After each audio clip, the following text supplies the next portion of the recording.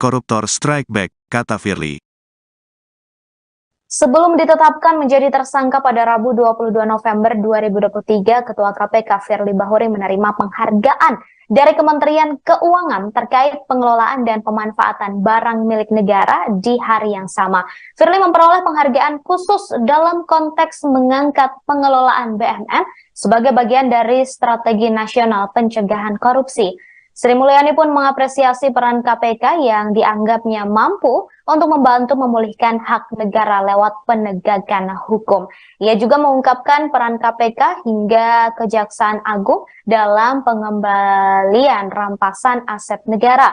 Dalam pemberian penghargaan tersebut, Firly Bahuri tampak hadir dan menerima langsung anugerah Raksabanda. Namun saudara, malam harinya kepolisian menetapkan Firly Bahuri sebagai tersangka dalam kasus dugaan pemerasan terhadap ex-mentan Syahrul Yassin Limpo. Hal ini disampaikannya dalam konferensi pers di Polda Metro Jaya. Hal ini disampaikan oleh kepolisian, saudara, dalam konferensi pers di Polda Metro Jaya pada Rabu 22 November 2023 malam. Kemudian, saudara, Ade Safri Simanjuntak mengatakan penetapan tersangka terhadap Firly dilakukan selesai atau seusai gelar perkara di Polda Metro Jaya pada Rabu malam sekira pukul 19 waktu Indonesia Barat. Akibatnya, Firly terancam hukuman pidana seumur hidup.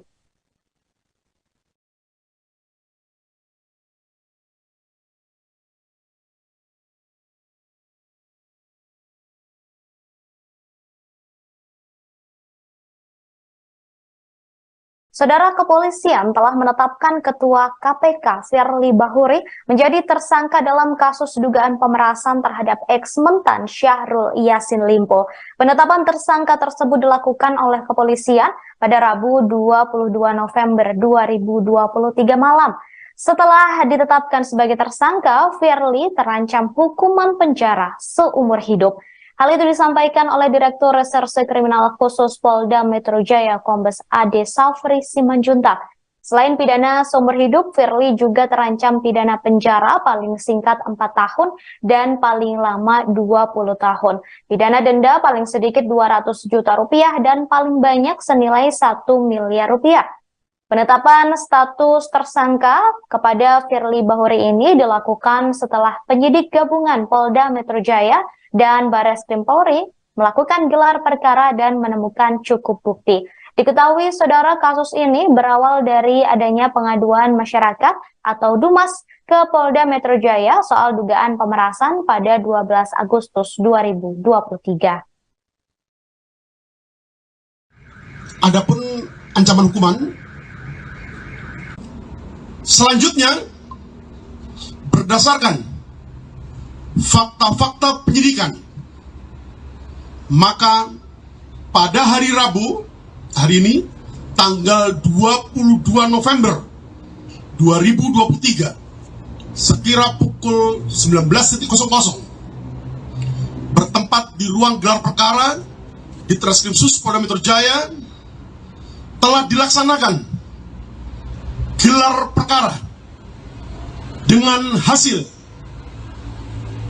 ditemukannya bukti yang cukup untuk menetapkan saudara FB selaku Ketua KPK RI sebagai tersangka dalam perkara dugaan tindak pidana korupsi berupa pemerasan atau penerimaan gratifikasi atau penerimaan hadiah atau janji oleh pegawai negeri atau penyelenggara negara yang berhubungan dengan jabatannya terkait penanganan permasalahan hukum di Kementerian Pertanian Republik Indonesia pada kurun waktu tahun 2020 sampai dengan tahun 2023 sebagaimana dimaksud dalam pasal 12E kecil atau pasal 12B besar atau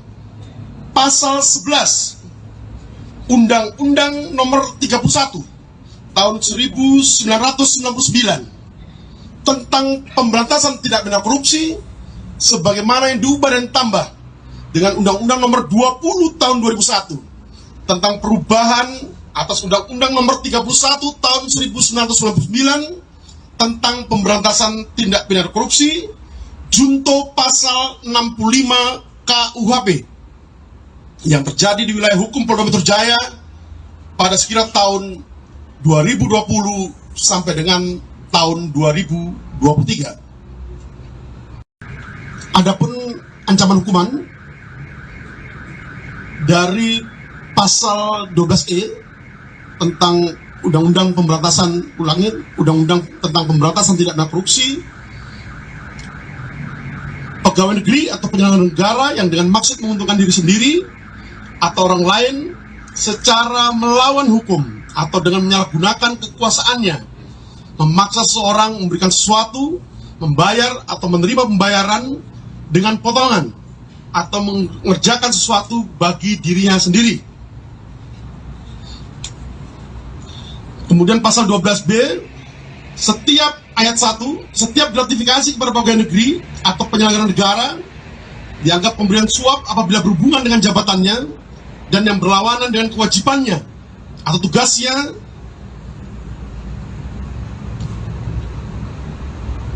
dan terkait dengan pasal 12B ayat 1, di ayat 2-nya disebutkan bahwa pidana bagi pegawai negeri atau penyelenggara negara sebagaimana dimaksud dalam ayat 1, dipidana penjara seumur hidup atau pidana penjara paling singkat 4 tahun dan paling lama 20 tahun, dan pidana denda paling sedikit 200 juta rupiah dan paling banyak 1 miliar rupiah.